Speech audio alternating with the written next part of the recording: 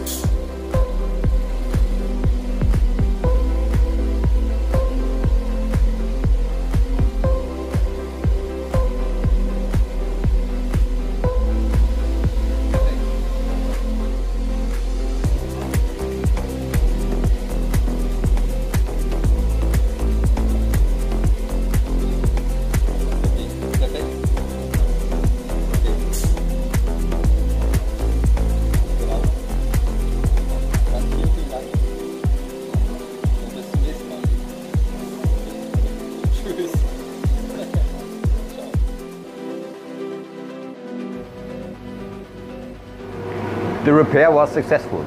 Due to the new method of repairing, we could avoid the presence of the technician, and the printer is on duty already.